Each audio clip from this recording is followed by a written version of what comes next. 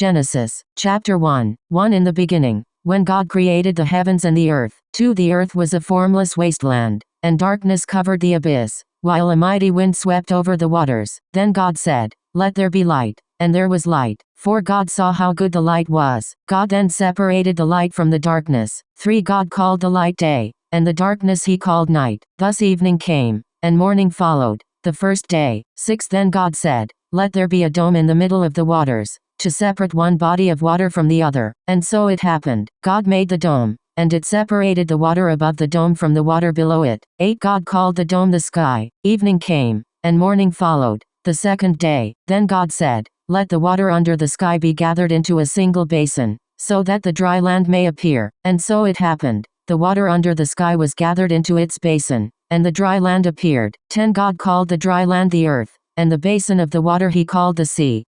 God saw how good it was. Then God said, "Let the earth bring forth vegetation, every kind of plant that bears seed and every kind of fruit tree on earth that bears fruit with its seed in it." And so it happened. 12 The earth brought forth every kind of plant that bears seed and every kind of fruit tree on earth that bears fruit with its seed in it. God saw how good it was. Evening came, and morning followed, the third day. 14 Then God said, "Let there be lights in the dome of the sky, to separate day from night. Let them mark the fixed times, the days and the years, and serve as luminaries in the dome of the sky, to shed light upon the earth." And so it happened. 16 God made the 2 great lights, the greater one to govern the day, and the lesser one to govern the night. And he made the stars. God set them in the dome of the sky, to shed light upon the earth. 18 To govern the day and the night, and to separate the light from the darkness. God saw how good it was. Evening came, and morning followed, the fourth day. 20 Then God said, "Let the water teem with an abundance of living creatures,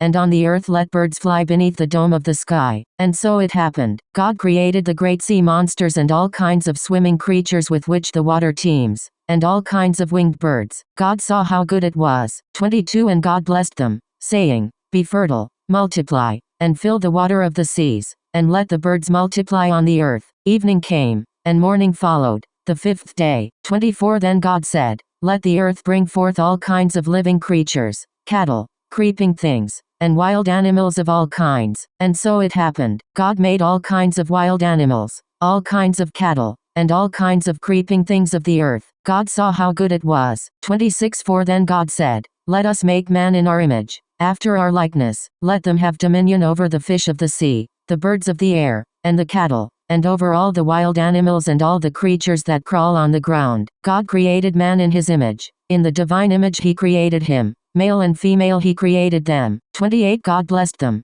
saying, "Be fertile and multiply, fill the earth and subdue it. Have dominion over the fish of the sea, the birds of the air, and all the living things that move on the earth." God also said, "See, I give you every seed-bearing plant all over the earth and every tree that has seed-bearing fruit on it to be your food." 30 And to all the animals of the land, all the birds of the air, and all the living creatures that crawl on the ground, I give all the green plants for food. And so it happened. God looked at everything he had made, and he found it very good. Evening came, and morning followed, the sixth day. 1, 1, 1, 2, 4. This section introduces the whole Pentateuch. It shows how God brought an orderly universe out of primordial chaos. 2 The abyss, the primordial ocean according to the ancient Semitic cosmogony. After God's creative activity, part of this vast body forms the saltwater seas. Genesis 1, 9, 10. Part of it is the fresh water under the earth. Psalm 33, 7. Ezekiel 31, 4. Which wells forth on the earth as springs and fountains.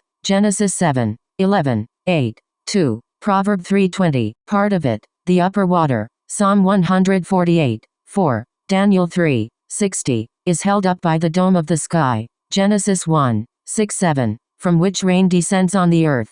Genesis 7, 11, 2 Kings 7, 2, 19, Psalm 104 hours, and 13 minutes, a mighty wind, literally, a wind of God, or a spirit of God. Cf. Genesis 8, 1, 3 In ancient Israel a day was considered to begin at sunset, according to the highly artificial literary structure of Genesis 1, 1, 2, 4a. God's creative activity is divided into 6 days to teach the sacredness of the Sabbath rest on the seventh day in the Israelite religion. Genesis 2, 2, 3, 4 Man is here presented as the climax of God's creative activity. He resembles God primarily because of the dominion God gives him over the rest of creation. Previous. Next.